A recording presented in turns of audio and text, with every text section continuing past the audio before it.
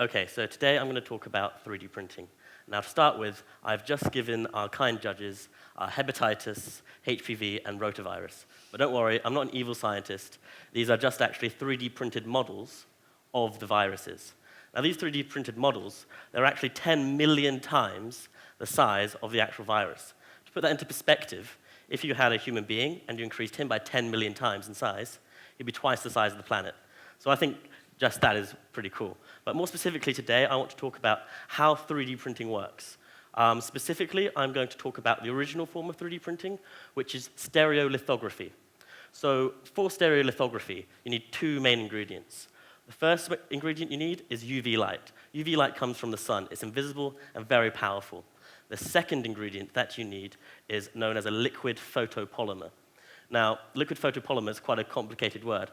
So photo means light, and polymer. So I thought I'd try and explain this with some Lego pieces. So a polymer is made up of lots of the same repeating units. So a monomer, for example, a piece of Lego, coming together in several pieces makes a polymer. So this would be the polymer, this would be the monomer.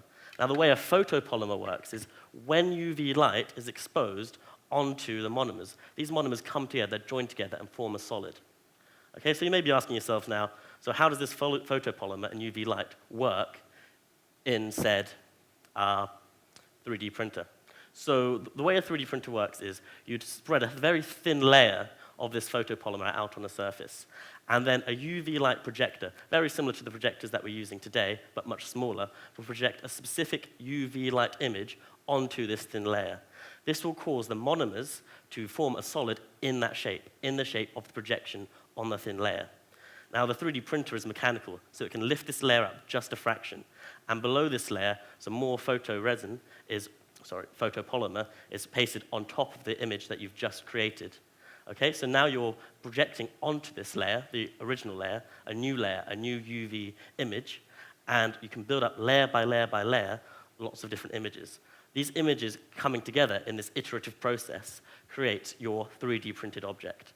Now, this is becoming very useful and emerging in scientific labs because not only in scientific communication, so presenting virus images from PDB files, but you can also do fantastic things. So in my lab at the moment, we're currently creating diagnostic devices to diagnose malaria using microfluidic channels. And I hope to tell you more later in the competition. Thank you.